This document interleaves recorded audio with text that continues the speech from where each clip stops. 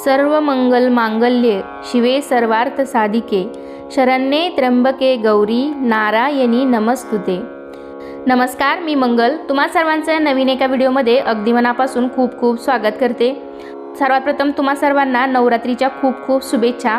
तर घटस्थापना 2023 मध्ये कधी आहे, म्हणजेच नवरात्र कधीपासून सुरू होते आणि कधी संपते, घटस्थापनेचा शुभ मुहूर्त काय आहे, देवीची 9 रूपे, 9 माळा, 9 नैवेद्य आणि 9 रंग कोणकोणते आहेत, तसेच कोणत्या दिवशी कोणत्या रूपाची पूजा करावी, तर याबद्दल संपूर्ण माहिती आपण आजच्या व्हिडिओमध्ये पाहणार आहोत।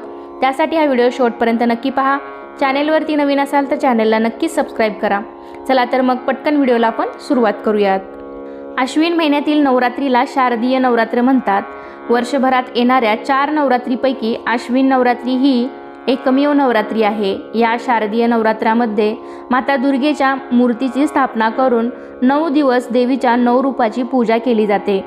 तर यावर्षी नवरात्र 8 दिवसांचे आहे की 9 दिवसांचे हे जाणून घेऊयात। नवरात्र 9 दिवस चालते, परंतु कधीकधी तिथी आणि तारखांमध्ये फरक असल्यामुळे नवरात्र 8 किंवा 10 दिवस चालते। 9 दिवसांचे किंवा 10 दिवसांचे नवरात्र शुभ असते। तर यावर्षी नवरात्र 9 दिवस चालणार आहे। यावर्षी 15 ऑक्टोबर पासून नवरात्र सुरू होणार आहे आणि 23 ऑक्टोबरला संपणार आहे आणि 24 ऑक्टोबरला विजयादशमी किंवा दसरा आपल्याकडे साजरा करण्यात येईल आणि या दिवशी दुर्गा मूर्तीचे विसर्जन सुद्धा केले जाते। तर शारदीय नवरात्रीच्या दिवशी आपण पहिल्या दिवशीच आपण घटस्थापना करतो। तर ही घटस्थापनेचा शुभ मुहूर्त काय आहे ते जाणून घेऊयात। पंचांगानुसार अश्विन महिन्याच्या शुक्ल पक्षातील प्रतिपदा तिथी 14 ऑक्टोबर 2023च्या रात्री 11:24 सुरू होईल आणि 15 ऑक्टोबरच्या मध्यरात्री म्हणजेच 12:03 समाप्त होईल। उदय तिथीनुसार 15 ऑक्टोबर हा नवरात्रीचा पहिला दिवस। तर या दिवशी घटस्थापना करून अखंड ज्योती प्रज्वलित करण्यात येईल। कलशस्थापना किंवा घटस्थापनेचा शुभ मुहूर्त आहे 15 ऑक्टोबर रोजी सकाळी 11:44 पासून ते दुपारी 12:30 असणार आहे। तर या शुभ वेळेत आपण घटस्थापना करायची आहे किंवा कलशस्थापना पण करायची आहे। संपूर्ण नवरात्रात देवीच्या विविध 9 स्वरूपाचे पूजन केले जाते। दुर्गा देवीची सर्व 9 रूपे कोणती, त्यांची नावे काय आहेत, 9 रंग कोणते आहेत, 9 माळा यावर्षी कोणत्या आहेत, 9 नैवेद्य आपण कोणते दाखवू शकता, या सर्वांची माहिती आपण याच्या पुढे आता जाणून घेऊयात। नवरात्रीचा पहिला दिवस 15 ऑक्टोबर 2023 वार रविवार। या दिवशीचा शुभ रंग आहे केशरी। देवीचे पहिले रूप आहे शैलपुत्री, नाव आहे अंबा। नैवेद्य दाखवायचा आहे गाईचे शुद्ध तूप। पहिली माळ आहे पिवळी फुले किंवा नागवेलीच्या पानांची घालू शकता। नवरात्रीच्या पहिल्या दिवशी मातेचे पहिले रूप असलेल्या माता शैलपुत्रीची पूजा केली जाते। माता शैलपुत्री हिमालयाच्या पर्वतराजाची कन्या आहे आणि म्हणूनच तिचे नाव शैलपुत्री पडले। या दिवशी उपवास केल्यानंतर मातेच्या चरणी गाईचे शुद्ध तूप अर्पण केल्याने आरोग्याचा आशीर्वाद मिळतो आणि उपवास करणारा व्यक्ती निरोगी राहतो असे म्हटले जाते। नवरात्रीचा दुसरा दिवस 16 ऑक्टोबर 2023 वार सोमवार। या दिवशीचा शुभ रंग आहे पांढरा आणि या दिवशी देवीचे रूप आहे ब्रह्मचारिणी। देवीचे नाव आहे चामुंडा। या दिवशी तुम्ही कोणत्याही पांढऱ्या फुलांची माळ देवीला घालू शकता आणि या दिवशीचा नैवेद्य आहे साखर किंवा साखरेपासून बनवलेले पदार्थ तुम्ही देवीला या दिवशी नैवेद्य म्हणून अर्पण करू शकता। तर या दिवशी माता ब्रह्मचारिणीची पूजा केली जाते। या स्वरूपातील माता तपस्वी आहे। माता पार्वतीने भगवान शंकरांना पती म्हणून प्राप्त करण्यासाठी तपश्चर्या केली होती, त्या रूपामुळे तिचे नाव ब्रह्मचारिणी पडले। या दिवशी ब्रह्मचारिणी देवीला प्रसन्न करण्यासाठी साखर अर्पण केली जाते। या दिवशी देवीला साखर अर्पण केल्याने घरातील सर्व सदस्यांचे आयुष्य वाढते असे म्हटले जाते। नवरात्रीचा तिसरा दिवस 17 ऑक्टोबर 2023 वार मंगळवार। या दिवशीचा शुभ रंग आहे लाल। देवीचे तिसरे रूप आहे चंद्रघंटा, नाव अष्टमुखी। या दिवशी देवीला निळी फुले किंवा जी गोकर्णाची फुले, कृष्णकमळ यासारख्या फुलांची माळा तुम्ही घालू शकता। या दिवशी देवीला दुधापासून बनवलेल्या पदार्थांचा नैवेद्य दाखवू शकता। माता चंद्रघंटा मातेच्या तिसऱ्या रूपात चंद्रघंटाची पूजा केली जाते. माता चंद्रघंटाच्या कपाळावर चंद्र अर्धवट अवस्थेत आहे. नवरात्राच्या तिसऱ्या दिवशी त्यांची पूजा केली जाते. चंद्रघंटा मातेची उपासना केल्याने सर्व इच्छा आपोआप पूर्ण होतात आणि सांसारिक संकटापासून मुक्ती मिळते. मातेची पूजा करताना तिला दूध किंवा दुधापासून बनवलेली मिठाई किंवा खीर अर्पण केली जाते. चंद्रघंटा मातेला खीर अर्पण केल्याने उपवास करणाऱ्या व्यक्तीला दुःखापासून मुक्ती मिळते आणि परम आनंदाची प्राप्ती होते असं म्हटलं जातं. नवरात्रीचा चौथा दिवस 18 ऑक्टोबर 2023 वार बुधवार. या दिवशीचा शुभ रंग आहे निळा आणि या दिवशी देवीच्या चतुर्थ रूप आहे कुष्मांडा. नाव भुवनेश्वरी. या दिवशी देवीची चौथी माळ आहे केशरी फुले तेरडा यापासून बनवलेल्या फुलांची, म्हणजे केशरी फुलं जे असतील त्यापासून तुम्ही बनवलेली माळ देवीला घालू शकता. तर या दिवशी देवीला नैवेद्य दाखवायचा आहे. गोड पदार्थ म्हणजेच मालपुवा, गोड भजी अशा प्रकारचे नैवेद्य तुम्ही या दिवशी देवीला दाखवायचे आहे. एका मान्यतेनुसार विश्वाची उत्पत्ती कुष्मांडा मातेच्या उदरातून झाली आहे. नवरात्राच्या चौथ्या दिवशी तिची पूजा केली जाते. जो मनुष्य चौथ्या नवरात्राचे पूर्ण विधीपूर्वक उपवास करतो त्याचे सर्व रोग व दुःख नष्ट होतात.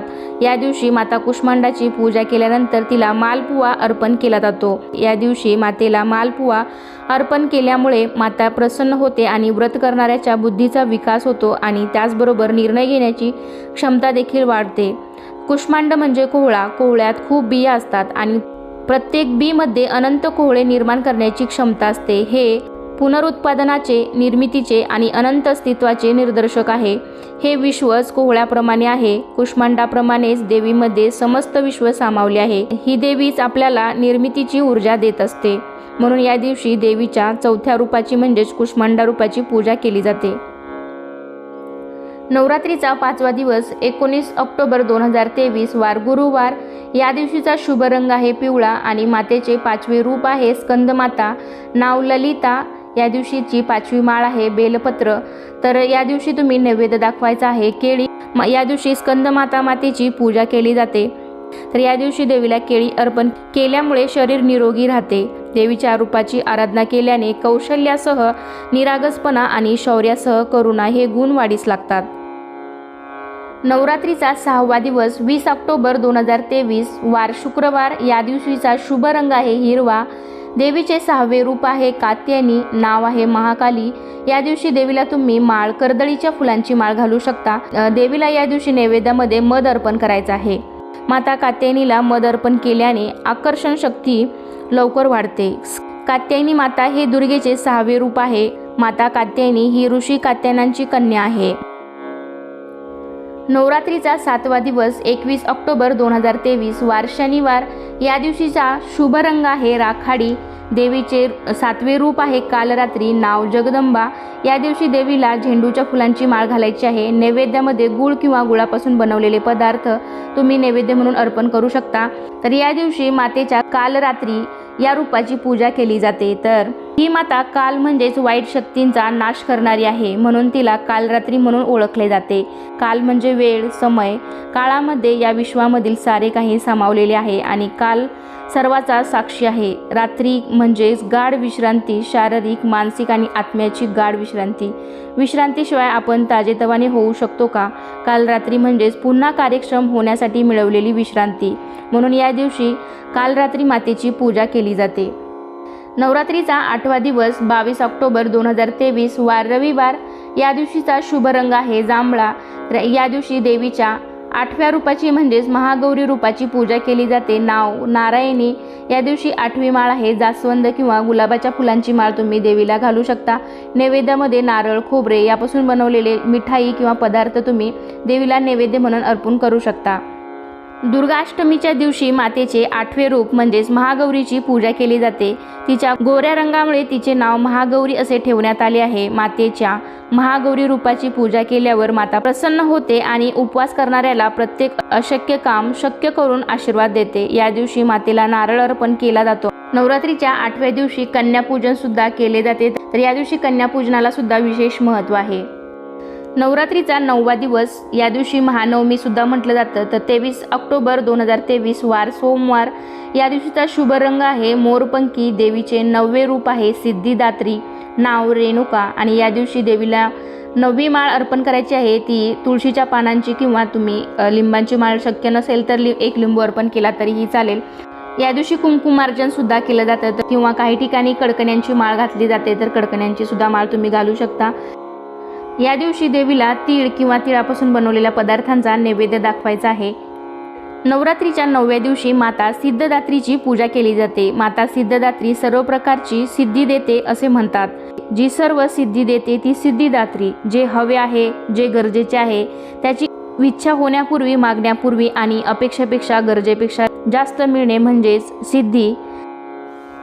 नवरात्रीचा 10वा दिवस म्हणजेच नवरात्र समाप्ती, दसरा, विजयादशमी 24 ऑक्टोबर 2023 वार मंगळवार. तर या दिवशी घट हलवले जातात, सोनं वाटलं जातं, देवीची तळी भरली जाते, आरती केली जाते. देवीला नैवेद्यामध्ये पुरणपोळी, आंबाडीची भाजी याचा नैवेद्य दाखवला जातो. तसेच या दिवशी कडकण्यांची माळ देवीला घातली जाते. शस्त्रपूजन केलं जातं. तर लहान मुलांकडून सरस्वती पूजन करून या दिवशी घेतलं जातं. ज्या त्या व्यवसायातील जी लोक असतील तर त्यांनी या दिवशी, जसे की शेतकरी असतील तर त्यांनी शेती अवजारांची या दिवशी संध्याकाळी पूजा केली जाते. तसे जे व्यवसाय असतील म्हणजेच लॅपटॉप किंवा वही, पेन, पुस्तक, ज्या त्या व्यवसायाशी रिलेटेड जे ती साधनं आहेत, अवजारे आहेत, त्यांची पूजा या दिवशी केली जाते. तसंच या दिवशी दसरा, विजयादशमी हा 3.5 मुहूर्तापैकी एक शुभ मुहूर्त आहे. त्यामुळे सोने खरेदी, जमीन खरेदी, घर, गाडी या सर्व खरेदीसाठी हा शुभ दिवस मानला जातो. तर आजच्या व्हिडिओमध्ये आपण घटस्थापना 2023मध्ये कधी आहे, म्हणजेच नवरात्र कधीपासून कधीपर्यंत आहे, घटस्थापनेचा शुभ मुहूर्त, देवीची 9 रूपे, 9 माळा, 9 नैवेद्य आणि 9 रंग, तसेच देवीच्या रूपाचे महत्त्व, कोणत्या दिवशी कोणत्या रूपाची पूजा करावी, या सर्वांची माहिती आपण आजच्या व्हिडिओमध्ये पाहिलेली आहे. तर आजचा हा व्हिडिओ तुम्हाला कसा वाटला नक्कीच कमेंटद्वारे सांगा. आणि असे छान छान माहितीपूर्ण व्हिडिओ पाहण्यासाठी चॅनलला नक्कीच सबस्क्राईब करा. चला तर मग पुन्हा भेटूया अशाच एका छानशा आणि माहितीपूर्ण व्हिडिओमध्ये. तोपर्यंत धन्यवाद. श्री स्वामी समर्थ.